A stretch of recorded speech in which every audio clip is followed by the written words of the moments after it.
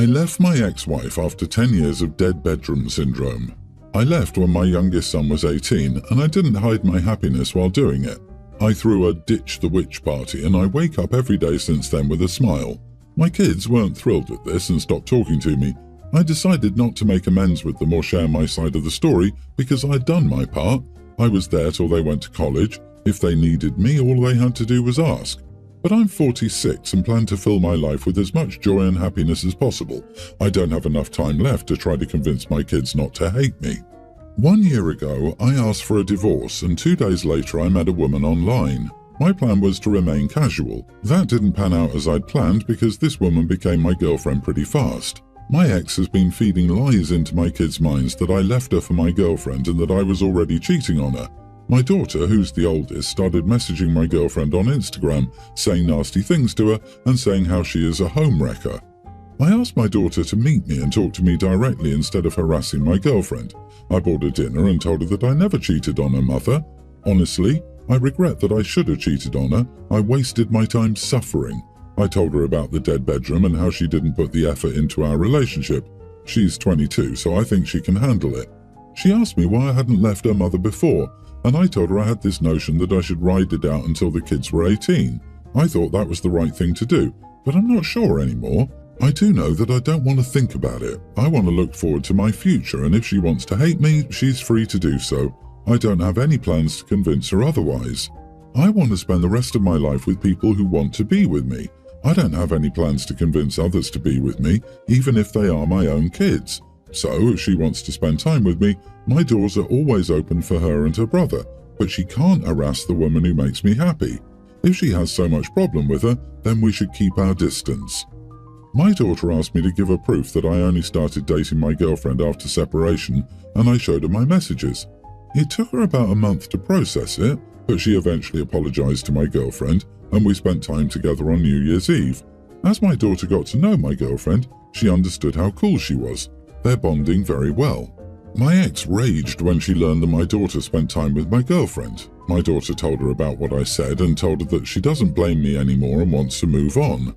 Now my ex is up my butt, sending me nasty messages about how I shouldn't have told my daughter about our intimate life, how I'm disgusting, etc., etc. Am I the idiot for telling my daughter about the real reason for my divorce? Dude, you're not the idiot for this particular truth, but besides that, you sound like a major one. Dumping your kids the minute they turn 18 because you did your part, as if it didn't even cross your mind that you're a parent for life because you love your kids and want to watch them turn into thriving adults. Man, I honestly think that this is a great example of why you shouldn't stick it out for the kids. I have to wonder how much of this attitude is a result of staying for them and building up resentment because of that. Agreed.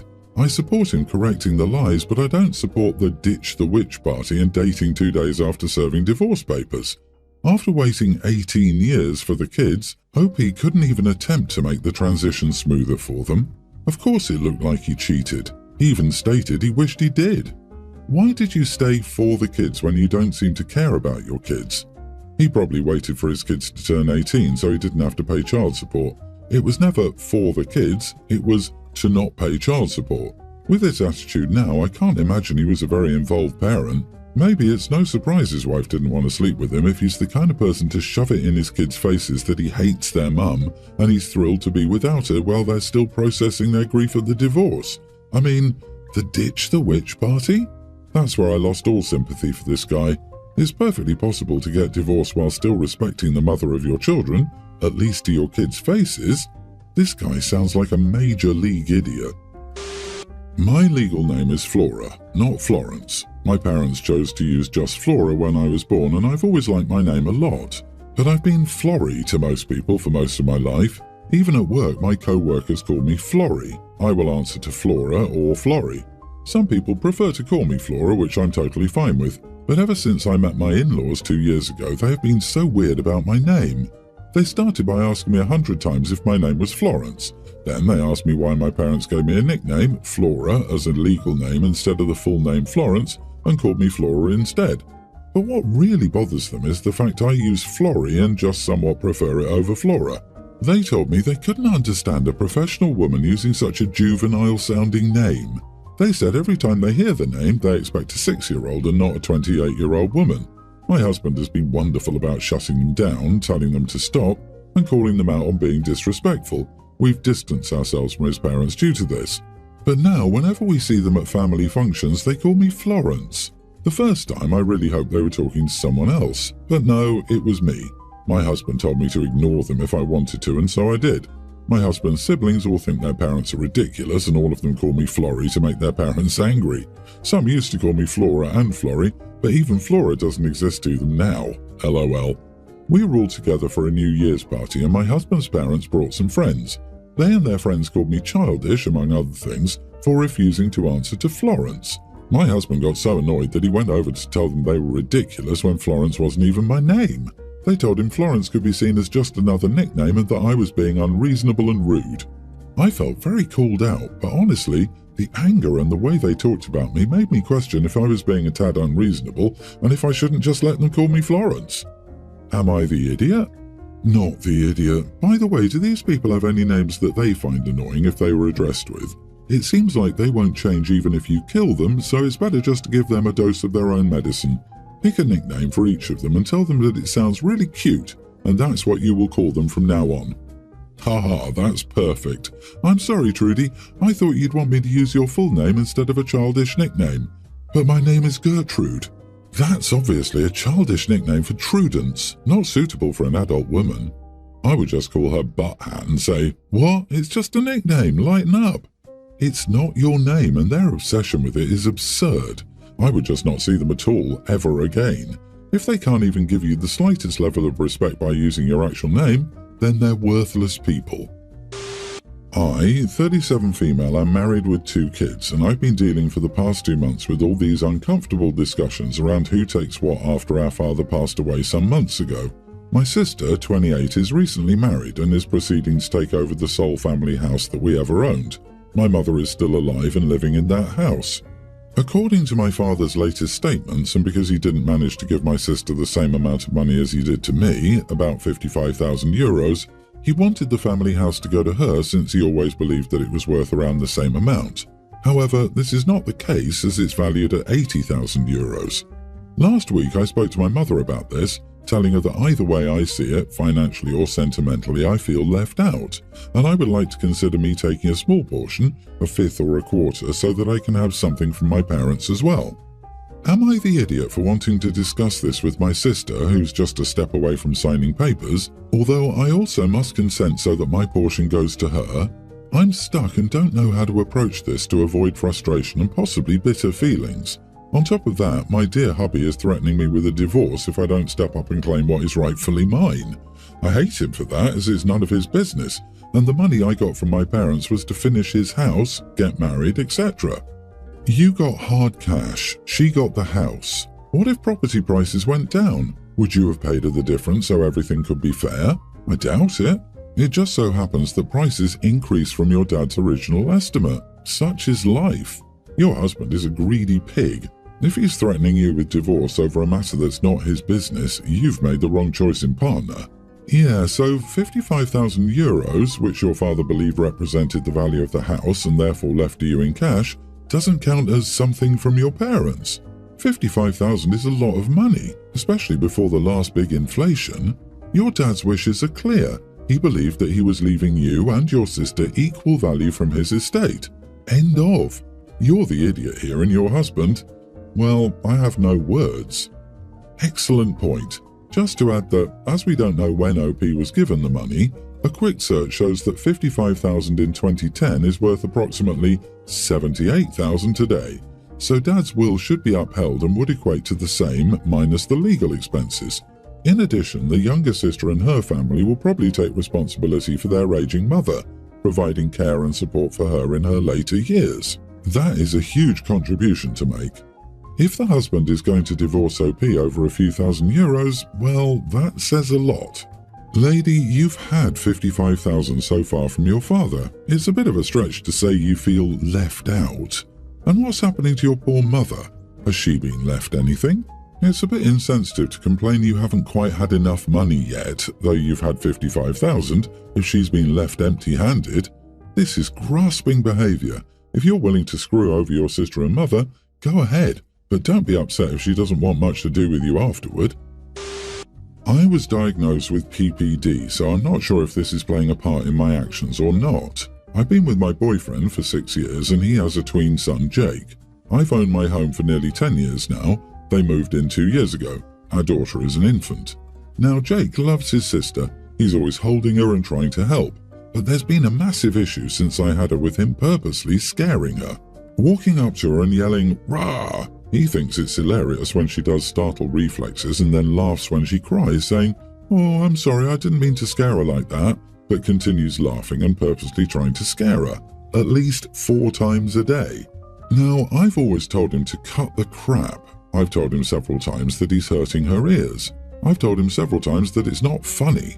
But then, not even 3 days ago, I lost my crap entirely and told my boyfriend and him that if he purposely scared my kid again, then they would be evicted and gone from my constant life. I said this because while my boyfriend sometimes corrects his kid, he also tells me I'm overreacting.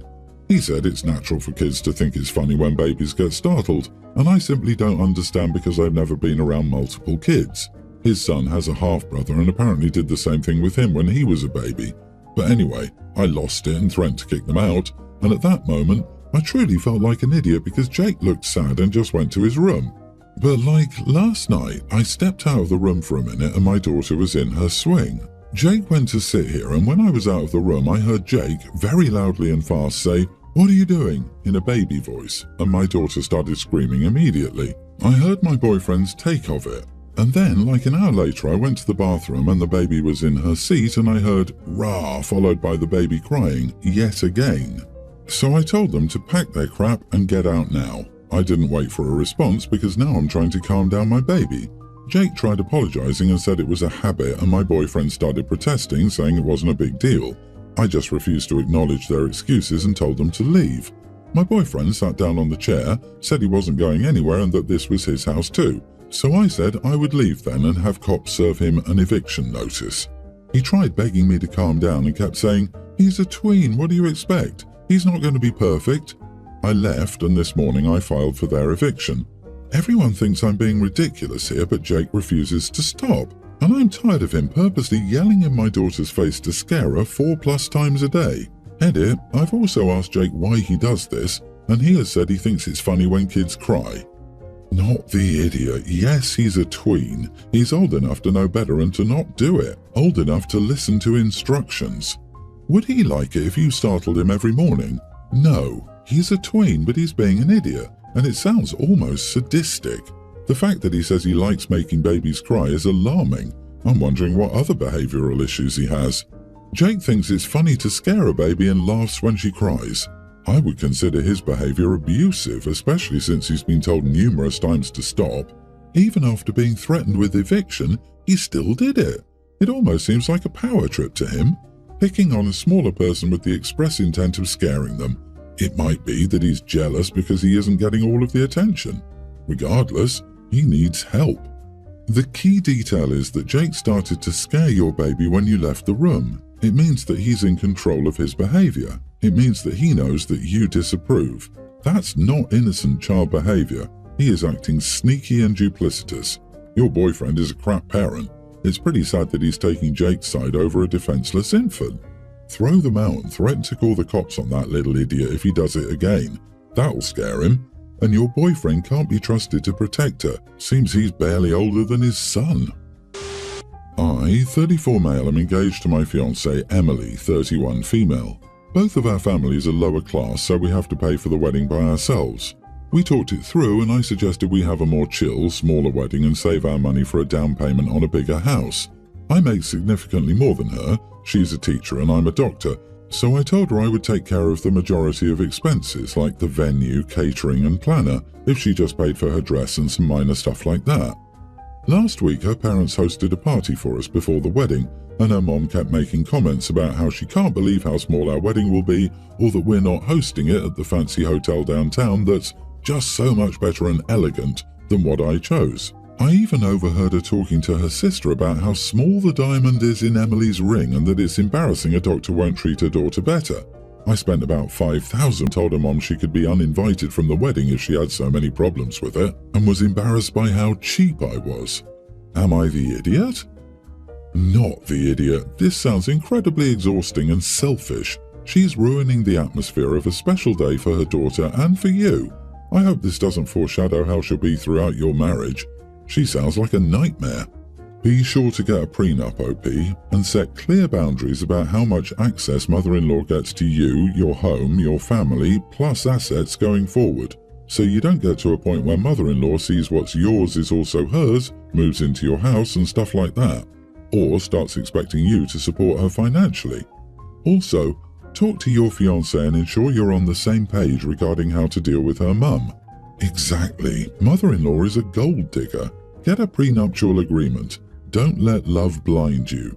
She may have been pushed to find a doctor to marry. The fact is she told her mom it's okay. She didn't say it was perfect and put her in her place. She may love you, but if she ever decides she's unhappy with doctor's hours, things will be messy. I admire your small wedding. It should be personal, not a waste of money on a big show for people who are only there for free food and drinks. Good luck.